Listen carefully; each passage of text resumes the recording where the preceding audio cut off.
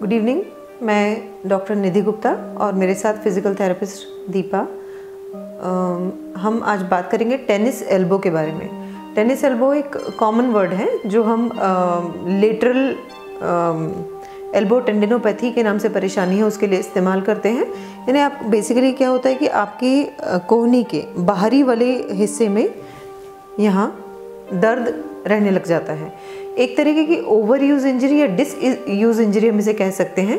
का मतलब है कि आपकी जितनी क्षमता थी, आपकी मसल की जितनी भी काम करने की क्षमता थी, एक बार में या बहुत दिनों तक लगातार ओवरलोड की तरह उसे ज़्यादा काम करना पड़ गया या गलत टेक्निक का इस्तेमाल करके काम करना पड़ गया। जैसे वो डिज़ाइंड है वैसे ना होकर थोड़ा सा डिफरेंट तरीके से करना पड़ गया। नतीजतन थोड़ा थोड़ा होते होते माइक्रो ट्रॉमा होते होते आपकी कोई कुछ पर्टिकुलर टेंडन है जो इंजर्ड हो गया और अब आपको कंटिन्यूसली पेन करवाने लगा है। सिंपल डेली रूटीन की एक्टिविटीज़ करना मुश्किल है, गेम्स, आपका रैकेट हैंडल करना वगैरह मुश्किल कर दिया है। तो इस परेशानी को हम टेनिस एल्बो कहते हैं। बॉडी का कौन सा स्ट्रक्चर इसमें इन्वॉल्व होता है? There is a muscle called extensor carpi radialis brevis. हमारे आर्म के फोर आर्म के पीछे वाले हिस्से में एक पाई जाने वाली मसल होती है, ECRB हम इसे कहते हैं। इसका टेंडन का इंसर्शन यानी जुड़ाव जो है आपके एल्बो की हड्डी पर होता है और इसके इन्वॉल्वमेंट की वजह से परेशानी होने लगती है। तो इसका इलाज क्या हुआ? इनिशियल स्टेज में डेफिनेटली एक अच्छी सुपरवाइज्ड ढंग की फिजियोथेरेपी आपको इस परेशानी से बाहर ला सकती है। अगर नहीं हेल्प हो पाती है उससे तो फिर आगे इंजेक्शंस या लोकल इंजेक्शंस या कोई सर्जिकल प्रोसीजर है जो भी उसके आगे की सॉल्यूशंस होते हैं उस पर प्रोसीड किया जाता है। बट डेफिनेटली एक बहुत ही सिंसियर अटेम्प्ट अच्छी रिहैब का देना आवश्यक है ताकि आप फर्दर प्रोसीजर से खुद को बचा सकें।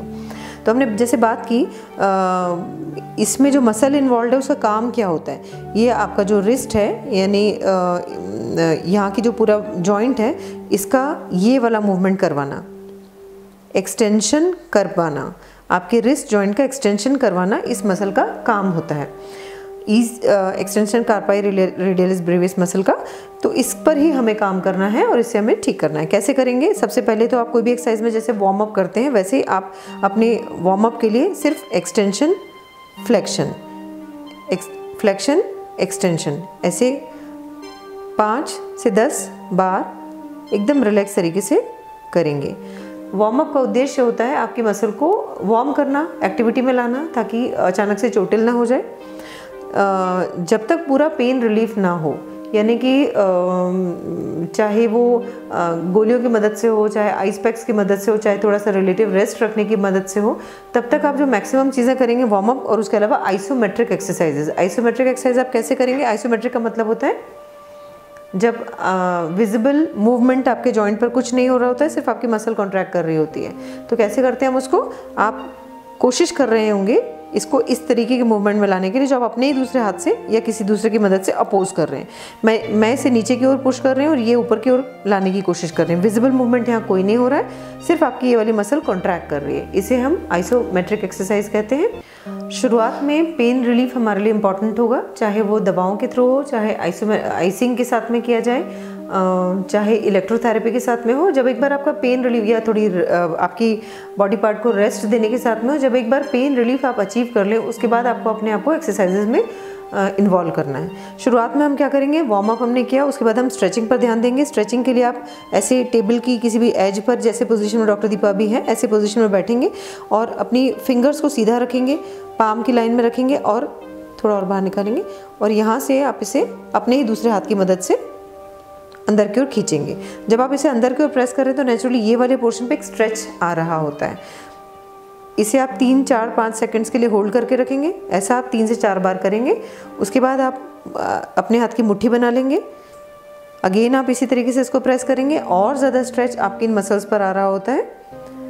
3 से 4 बार स्ट्रेचिंग होगी 4-5 सेकंड्स के होल्ड के साथ के लिए। स्ट्रेचिंग को आप लंबे समय के लिए भी होल्ड कर सकते हैं, लेकिन जितना आपकी बॉडी टॉलरेट कर सके 5 सेकंड से लेकर 15-20 सेकंड तक भी होल्ड कर सकते हैं, पर इनिशियली अपने टॉलरेंस के लिमिट के हिसाब से हमें इसे करना होगा।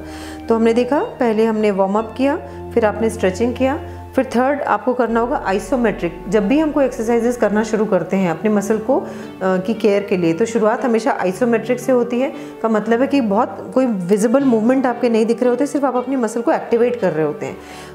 कैसे करेंगे हम इसे? जैसे आप एक्टिविटी करना ऐसे चाहेंगे जैसे आप इसको ऐसा लाना चाह रहे हो, मैं उसको अपोज करूँगी। कीजिए। तो विजिबल मूवमेंट मैं नहीं अलाउ कर रही हूँ, लेकिन वो कोशिश कर रही है, तो नतीजे में ये वाली मसल एक्टिवेट हो रही है किंतु मूवमेंट नहीं हो रहा है। नीचे करो, कोशिश कीजिए। अपोजिट साइड के हैंड के मूवमेंट से आप इसे रोकेंगे, 10 सेकंड्स के लिए होल्ड करेंगे इसको, सिचुएशन को 2-3 सेकंड के लिए रिलैक्स करेंगे, और ऐसा आप 5 से 10 बार रिपीट करेंगे।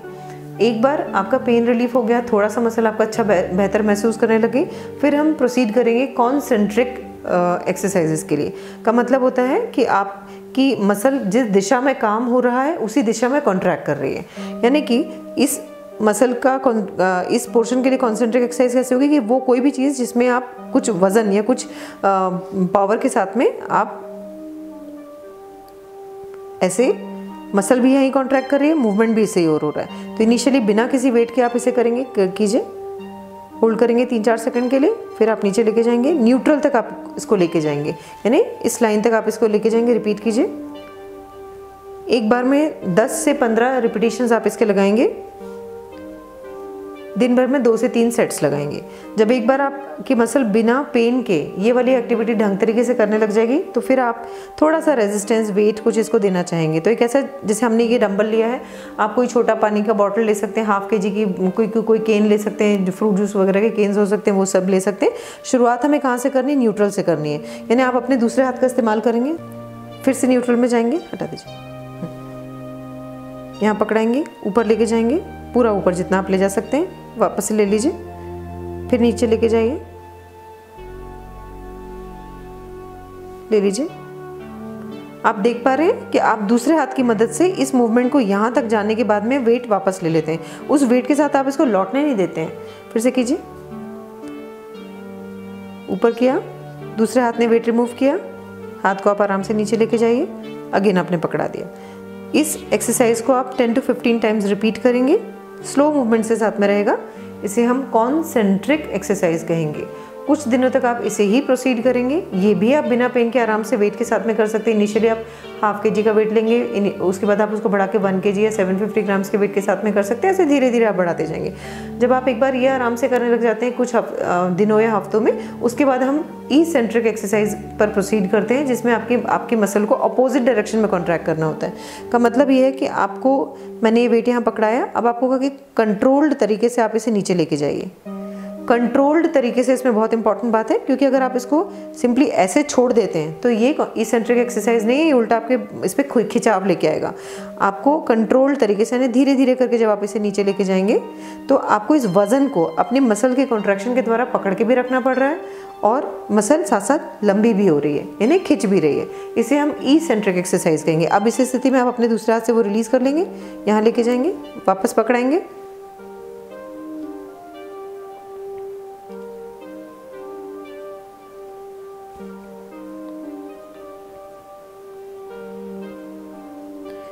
करेक्ट। यानी आप वेट रिमूव करना, आपको ध्यान करना। जब एक बार आप वो अच्छे से करने लग जाएंगे तो आप फुल रेंज में सेम एक्सरसाइज रिपीट करेंगे। कुछ हफ्तों के बाद होगा, ठीक। इसके अलावा आपको क्या करना है? रिलीज करना है जो आपका, करके दिखाएं, पोर्शन इन्वॉल्व है। ऐसे सर्कुलर थंब मूवमेंट से आप अपनी बॉडी के पार्ट को मसाज करेंगे, उस जगह पर रिलीज करेंगे। जब एक बार आप ये सारी चीज़ें अच्छे से अचीव कर लेते हैं, तब हायर लेवल मूवमेंट्स आपको अपने शुरू करने होंगे। जैसे आप अपने हाथ में कोई लंबा सा रॉड लेके उसके ऐसे रोटेटरी मूवमेंट कर रहे होंगे कि एक एंड रॉड का ऊपर जा रहा है, एक एंड नीचे जा रहा है। ऐसे मल्टीपल मूवमेंट्स अपने रैकेट के मूवमेंट से सिमुलेशन मूवमेंट शुरू करेंगे। इस तरीके से धीरे धीरे आप अपने आप को टेनिस एल्बो की परेशानी से बाहर निकालेंगे। Thank you.